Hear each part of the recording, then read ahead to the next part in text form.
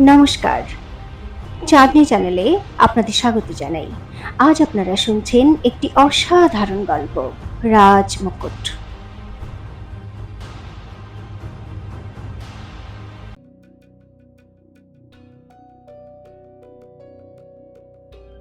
চন্দ্রাবতীর বাহুবন্ধনে এসে বীরেন্দ্র প্রতাপ যেন সব কিছু ভুলে গেল। আর সেই দৃশ্য দেখে যমুনার মনে যেন অজস্র বিষাক্ত সাপে ছোবল মারতে লাগলো। কিছু দূরে দাঁড়ানো যোগেশ থতমত খেয়ে এই সব কিছু দেখছিল। তুমি এতদিন কোথায় ছিলে চন্দ্রাবতী? বীরেন্দ্র প্রতাপ অস্থির হয়ে বলল। রাজমহল ছেড়ে কেমন চলে গিয়েছিলে তুমি? চন্দ্রাবতী কোনো জবাব দেওয়ার আগেই যমুনা যোগেশকে বলল, তুমি এখনো গেলে না রাজমাতাকে খুঁজতে? দ্রুত এক সৈন্যদল প্রস্তুত করো। না যোগেশ, চন্দ্রাবতী বাধা দিয়ে বলল, এর কোনো দরকার নেই। রাজমাতা এখন উদয়পুরে আছেন। একথা শুনে যমুনা চমকে উঠল। বীরেন্দ্র প্রতাপ নিজেকে সামলে নিয়েছিল। চন্দ্রাবতীকে দেখে কিছুক্ষণের জন্য ও নিজের বোধ বুদ্ধি হারিয়ে ফেলেছিল, কিন্তু এখনো বুঝতে পারল যে যমুনাও এখানে আছে। ও নিজেকে চন্দ্রাবতীর বাহুবন্ধন থেকে ছাড়িয়ে নিল আর একটু অবাক হয়ে বলল, উদয়পুর? কিন্তু যমুনা তো বলছে অগ্নির সঙ্গীরা রাজমাতাকে অপহরণ করেছে। না মহারাজ, চন্দ্রাবতী সরলভাবে বলল, যমুনার নিশ্চয় কোনো ভুল ধারণা হয়েছে। রাজমাতা সবিতার সঙ্গে উদয়পুরে গেছেন। আপনি কাউকে উদয়পুরে পাঠিয়ে খবর নিন না, তাহলেই বুঝতে পারবেন। একথা বলে ও যমুনাকে একবার দেখল আর ধীরে হাসল। যমুনা সব বুঝতে পারল। ও ঘাবড়ে গিয়ে মনে মনে বলল, তার মানে ওই বুড়ি গার্গী চন্দ্রাবতীকে সব সত্যি কথা বলে দিয়েছে, আর ওর হয়ে এখানে খেলা খেলতে এসেছে। যমুনা যোগেশকে আবার ইশারা করল। তখনও ওখান থেকে চলে গেল। চন্দ্রাবতী আরো বলল, অগ্নিসিংহের দুজন সঙ্গী, প্রভাত আর আকাশ, এই মহলে তো ছিলই না। আর এখানে মহলের প্রতিটা প্রান্তে সৈন্য মোতায়েন করা হয়েছে। সমস্ত গুপ্ত রাস্তা বন্ধ করা হয়েছে। এমতাবস্থায় কে মহলে ঢুকে রাজমাতাকে অপহরণ করবে? তুমিই বলো না যমুনা, এটা কি করে সম্ভব, যেখানে রানী মহল আর রাজমহলের সুরক্ষা ব্যবস্থা তুমি নিজে সামলাচ্ছ? যমুনা চন্দ্রাবতীর এই চালাকি খুব ভালো করেই বুঝতে পারল, কিন্তু ও এখন কিছুই বলার অবস্থায় ছিল না। ও থতমত খেয়ে এদিক ওদিক দেখতে লাগলো। অসাধারণ! রাজমাতা উদয়পুর চলে গেলেন আর উনি আমাকে বললেন না। কিন্তু চন্দ্রাবতী সরলভাবে বলল, হতে পারে, হয়তো আপনাকে বলার চেষ্টা করেছেন, আপনার মনে নেই। তাছাড়াও উনি আমাকেও বলে গেছেন, আসলে উনি আপনার আর কুমার সূর্যপ্রতাপের মধ্যে মিল করতে গেছেন। উনি বলেছেন যুদ্ধের এই সংকটের সময় সবাইকে একজোট হয়ে থাকতে হবে, না হলে ক্ষতি পুরো রাজ্যেরই হবে। চন্দ্রাবতীর এইসব কথায় যেখানে বীরেন্দ্র প্রতাপের মনে প্রশ্ন বেড়েই চলেছিল, সেখানে যমুনা আহত নাগিনীর মতো ছটফট করছিল। ওর মনে হচ্ছিল এক্ষুনি ওর ছুরিটা নিয়ে চন্দ্রাবতীর উপর ঝাঁপিয়ে পড়ে, কিন্তু ও জানত ওর ছোট্ট একটা ভুল খুব বড় বিপদ ডেকে আনতে পারে। সেজন্য নিজেকে সামলে নিয়েছিল। তখনই বীরেন্দ্র প্রতাপ ওকে জিজ্ঞাসা করল, কিন্তু তুমি তো এখানে ছিলেই না। যমুনা আমাকে বলল তুমি নাকি কোথাও চলে গিয়েছিলে। কি? চন্দ্রাবতী হেসে বলল, যমুনা আপনাকে এ কথা বলেছে বুঝি? হয়তো ও জানতো না, কারণ ও তো দিনরাত আপনার সেবায় ব্যস্ত থাকতো। আমি তো এখানেই ছিলাম, ওই মহলে, যেখানে রাজমাতা আমাকে থাকতে দিয়েছিলেন। সোনালি আমার সঙ্গেই ছিল। আপনি চাইলে রানীমহলে আপনার যে কোনো পাটরানীকে জিজ্ঞাসা করতে পারেন। যমুনা, সুরমাকে একটু ডাকো না এখানে। ও তো রোজ আমার সঙ্গে দেখা করতে আসতো। সুরমার কথা উঠতেই যমুনার পায়ের তলা থেকে মাটি সরে যেতে লাগলো। ওর সারা শরীর ঘামে ভিজে গেল। এরকম অবস্থা দেখে চন্দ্রবতীর ঠোঁটে একটা সুন্দর হাসি দেখা গেল। বীরেন্দ্র প্রতাপ বিছানায় বসে অস্থির হয়ে বলল, আমার তো কিছুই মাথায় আসছে না, কি মিথ্যে আর কি সত্যি। একথা শুনে যমুনা দ্রুত বলল, আপনি আপনার মাথায় বেশি জোর দেবেন না মহারাজ, নিন এই ওষুধটা পান করে নিন। একথা বলে যমুনা ওর কাছ থেকে একটা ওষুধ বার করে একটা পেয়ালায় গুলে দিয়ে বীরেন্দ্র প্রতাপের দিকে এগোলো। কিন্তু তখনই চন্দ্রবতী খুব সাবধানে নিজের পা যমুনার দিকে এগিয়ে দিল। যমুনার পা চন্দ্রবতীর পায়ে লেগে ও হোঁচট খেলো আর পড়ে যেতে লাগলো, আর ওর হাতের পেয়ালা ওর হাত থেকে দূরে পড়ে গিয়ে ভেঙে গেল। পেয়ালার ওষুধ মাটিতে ছড়িয়ে পড়ল। বীরেন্দ্র প্রতাপ চমকে দেখল তো চন্দ্রবতী দ্রুত বলল, আহা যমুনা, একটু সামলে, তুমি তো সব ওষুধ ফেলে দিলে। ঠিক আছে, কোনো ব্যাপার না, আমার কাছে এই ওষুধ আছে। এ কথা বলে ও পালঙ্কের পাশে রাখা পেয়ালা হাতে নিয়ে ওতে একটা ওষুধ মিশিয়ে বীরেন্দ্র প্রতাপের দিকে এগিয়ে দিল। এই নিন মহারাজ। ও হেসে বলল। চন্দ্রবতীর হাতে পেয়ালা দেখে ওর অতীতের স্মৃতি সব মনে পড়ে গেল, যখন চন্দ্রবতী ওর সঙ্গে এই ঘরেই থাকতো আর রোজ রাতে নিজের হাতে এক পেয়ালা সুরা পান করাতো। চন্দ্রবতীর চোখে এক দৃষ্টি দেখতে দেখতে বীরেন্দ্র প্রতাপ ওষুধ পান করে নিল। যমুনার অবস্থা তো যেন এখন কাটলেও রক্ত বের হবে না এরকম। এখন আপনি একটু বিশ্রাম করুন। ওষুধ খাওয়ানোর পর চন্দ্রবতী বলল, আমি আসছি, কাল সকালে আপনার সঙ্গে দেখা করতে আসব। যমুনা, মহারাজের খেয়াল রেখো। এ কথা বলে ও ঘর থেকে বেরিয়ে গেল। বীরেন্দ্র প্রতাপ পালঙ্কে শুয়ে চোখ বন্ধ করল।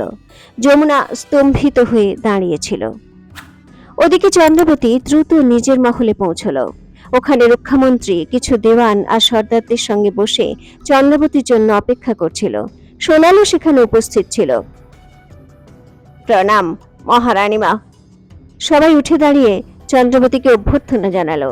চন্দ্রবতী দ্রুত রাজমাতার আদেশপত্র ওদের সামনে রেখে বলল, একবার নিশ্চিত হওয়ার জন্য এটা দেখে নিন, আমি এখন রাজমাতার প্রতিনিধি রূপে এখানে এসেছি।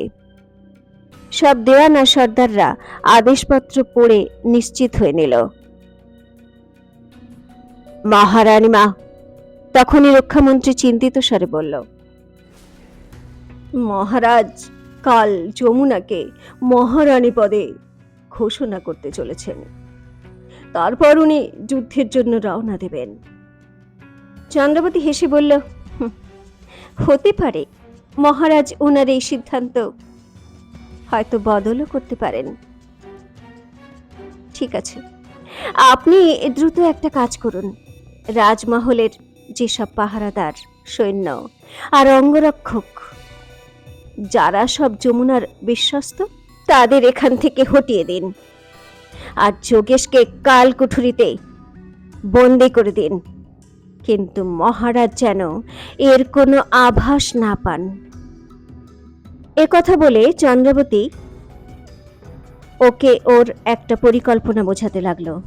কিছুক্ষণ পরে যখন সবাই চলে গেল, তখন সোনাল আনন্দে নাচতে নাচতে বলল, বাহ মহারানী মা, বাহ, আপনি তো প্রথম দানেই যাযাবরীকে মাত করে দিলেন।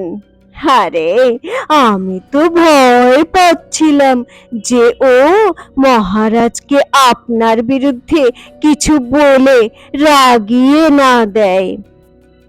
ইচ্ছা তোর সেরকমই কিছু ছিল, সোনাল। চন্দ্রাবতী হেসে বলল, "হুঁ, আমি তো নিজেই বীরেন্দ্র প্রতাপের ঘরে যাওয়ার আগে ভয় পাচ্ছিলাম, কিন্তু আমাকে দেখেই বীরেন্দ্র প্রতাপ যেন সব কিছু ভুলে গেল। না ওর রাগ হলো, আর না ওর চোখে ঘৃণার বিন্দুমাত্র কণাও দেখা গেল। আরে বাহ!" সোনাল চন্দ্রাবতীকে জড়িয়ে ধরে বলল, অর্থাৎ ওই যাযাবরীর ওষুধের ক্রিয়া প্রেমের কাছে হেরে গেল। সত্যি মহারানী মা, ভালোবাসা এমনই এক অসুখ, একবার যার হয় জগতে কোনো ওষুধই আর সারাতে পারে না। চন্দ্রাবতী হেসে বলল, হ্যাঁ সোনাল, দেখো আমি যে ওষুধ মহারাজকে দিয়েছিলাম সেটা ব্যর্থ হবে না। পরের দিন সকালে যখন বীরেন্দ্র প্রতাপের ঘুম ভাঙল, তখন ও চোখ খুলেই যমুনাকে দেখতে পেল। সে বিছানার পাশে আয়নার সামনে বসেছিল। এই সময় ও সেই পোশাক আর অলংকার পরেছিল যা মহারানীর জন্য নির্ধারিত হয়েছিল। এরই সঙ্গে সঙ্গে ও বারবার মাথায় ওই মুকুটটা পরে পরে দেখছিল, যেটা বীরেন্দ্র প্রতাপ ওর জন্য বানিয়েছিল। যমুনা, বীরেন্দ্র প্রতাপ জিজ্ঞাসা করলো, তুমি এটা কি করছো? আরে, আপনি উঠে পড়েছেন? যমুনা ওর দিকে তাকিয়ে আনন্দে উদ্বেল হয়ে বলে উঠল, আমি তো কখন থেকে সেজে গুজে অপেক্ষা করছি। আপনি কি ভুলে গেছেন আজ আপনি দরবারে কি ঘোষণা করতে চলেছেন? আর এই দেখুন, এই মুকুট কেমন লাগছে আমাকে?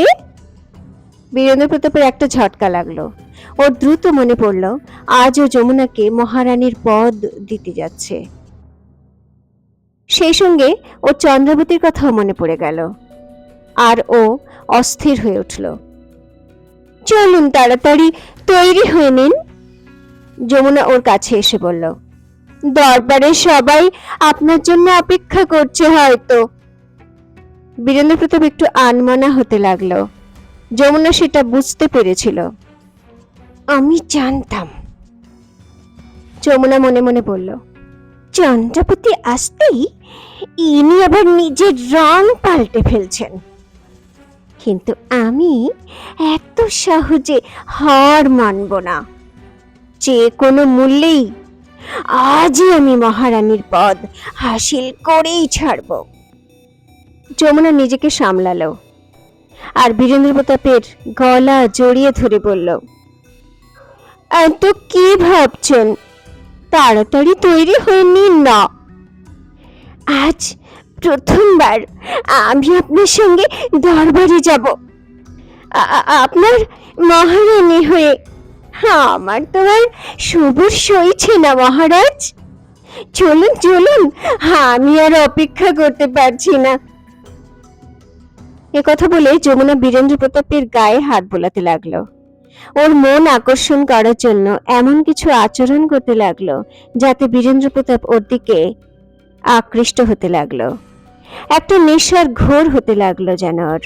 তখনই ঘরের বাইরে থেকে চন্দ্রাবতীর কণ্ঠস্বর শোনা গেল, মহারাজ, মহারাজ, দরজা খুলুন। বীরেন্দ্র প্রতাপের এক ঝটকায় সব নেশার ঘোর কেটে গেল। ও যমুনাকে দূরে সরিয়ে দিয়ে দৌড়ে উঠে গিয়ে দরজা খুলে দিল। মহারাজ, চন্দ্রাবতী চিন্তার স্বরে বলল, আপনি জানেন আপনার পাটরানী সুরমা রানীমহল থেকে নিখোঁজ হয়ে গেছে। আর আর শুধু তাই নয়, মহলের কিছু পাহারাদার, কিছু সৈন্য, দেহরক্ষী, তার সঙ্গে অনেক কিন্নরও নিখোঁজ মহারাজ। এ কথা শুনে তো যমুনার হুঁশই উড়ে গেল। বীরেন্দ্র প্রতাপ স্তম্ভিত হয়ে গেল। এ তুমি কি বলছো চন্দ্রাবতী? বীরেন্দ্র প্রতাপ অবাক হয়ে বলল। চন্দ্রাবতী বীরেন্দ্র প্রতাপের হাত ধরে বলল, আপনি এক্ষুনি আসুন আমার সঙ্গে পুরনো পুকুরের ধ্বংসস্তূপের কাছে। চিন্তিত বীরেন্দ্র প্রতাপ সঙ্গে সঙ্গে চন্দ্রাবতীর সঙ্গে গেল। যমুনার হাত পা ঠান্ডা হয়ে গেছিল, কিন্তু ও নিজেকে সামলে নিয়ে পুরনো পুকুরের দিকে এগিয়ে গেল। কিছুক্ষণের মধ্যে চন্দ্রাবতী বীরেন্দ্র প্রতাপকে নিয়ে পুরনো পুকুরের পাশে যে ধ্বংসস্তূপ ছিল সেখানে পৌঁছল। ধ্বংসস্তূপ একেবারে খালি ছিল। এই দেখুন মহারাজ, সুড়ঙ্গে সিঁড়ি দিয়ে নামতে নামতে চন্দ্রাবতী বলল, এই ধ্বংসস্তূপে একটা কালকুঠুরি আছে, আর এখান থেকে বাইরে যাওয়ার একটা গুপ্ত রাস্তাও আছে। কিছুদিন আগে এটাকে তৈরি করা হয়েছে মহারাজ, আগে তো এটা ছিলই না। সুরমাকে এই রাস্তা দিয়েই অপহরণ করা হয়েছে, আর আপনি জানতেও পারলেন না। বীরেন্দ্র প্রতাপ তো অবাক হয়ে গেল। তখনই চন্দ্রাবতী ওর কাছ থেকে একটা মোটা সোনার বালা বার করে বলল, এই সোনার বালাটা সুরমার মহারাজ। আমি এটা এই ধ্বংসস্তূপে খুঁজে পেয়েছি। আমার মনে হচ্ছে মহারাজ, এটা আপনার কোনো শত্রুরই চক্রান্ত, যার সঙ্গে মহলের কিছু পাহারাদাররাও যুক্ত আছে। তাই দেখুন, সেই সমস্ত পাহারাদাররাও নিখোঁজ হয়ে গেছে। এসব কি করে সম্ভব হলো? বীরেন্দ্র প্রতাপ বিড়বিড় করে বলল, পুরো মহলে তো কঠিন পাহারা ছিল, আর রাজমাতা রানী মহলের দায়িত্ব যমুনাকে দিয়েছিল। তাহলে তো আমাদের যমুনাকে জিজ্ঞাসা করা উচিত মহারাজ। আসুন। একথা বলে চন্দ্রাবতী বীরেন্দ্র প্রতাপের হাত ধরল আর সুড়ঙ্গ থেকে বাইরে বেরিয়ে গেল। সামনে থেকে যমুনাকে আসতে দেখা গেল। ওকে আসতে দেখে বীরেন্দ্র প্রতাপের মুখ কঠিন হয়ে গেল। যমুনা দ্রুত পায়ে ওর কাছে এসে বলল, তুমি থাকতে সুরমা নিখোঁজ হয়ে গেল, আমাকে তুমি জানালেও না। বীরেন্দ্র প্রতাপের রাগ দেখে যমুনা কেঁপে উঠল। ও কিছু বলতে যাচ্ছিল, তার আগেই একদিক থেকে রক্ষামন্ত্রী এসে বলল, প্রণাম মহারাজ, আমাদের আজকেই যুদ্ধের জন্য রওনা দিতে হবে। শত্রুরা সীমান্তে অনেকটাই এগিয়ে এসেছে। বীরেন্দ্র প্রতাপ চমকে উঠল। কি? ঠিক আছে মন্ত্রী মশাই।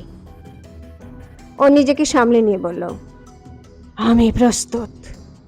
আসুন রাজ দরবারে রণনীতি নিয়ে সলা পরামর্শ করে নি। একথা বলে ও রক্ষামন্ত্রীকে নিয়ে যেতে লাগলো। হঠাৎ দাঁড়িয়ে চন্দ্রাবতীর দিকে তাকিয়ে বলল, চন্দ্রাবতী, আমি রণভূমির উদ্দেশ্যে যাত্রা করছি।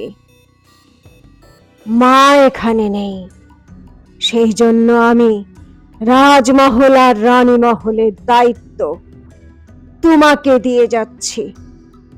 আমি সম্পূর্ণ নিশ্চিত বিক্রমগড়ের মহারানী হয়ে তুমি তোমার এই দায়িত্ব খুব ভালো করে পালন করবে। এ কথা বলে ও রক্ষামন্ত্রীর সঙ্গে চলে গেল। চন্দ্রাবতী যমুনার দিকে তাকালো।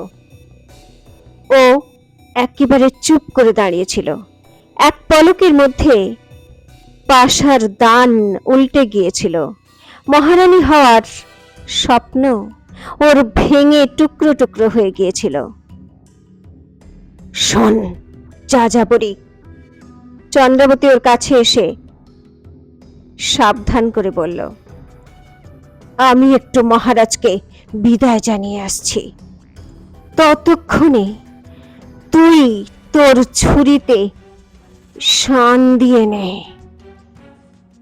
তারপরে কিন্তু তোকে আর আমি কোনো সুযোগই দেব না। একথা বলে ও রাজমহলের দিকে চলে গেল। তাহলে এখন কি হবে যখন চন্দ্রাবতী আর যমুনার মধ্যে মোকাবিলা হবে? যমুনা কি সুমন্তের মৃত্যুর রহস্য জানে? আর কোথায় লুকিয়ে রাখা হয়েছে পাটরানী সুরমাকে? জানার জন্য শুনতে থাকুন রাজমুকুট, এক ঐতিহাসিক প্রতিশোধ, শুধুমাত্র চাঁদনীর সঙ্গে, চাঁদনী চ্যানেলে।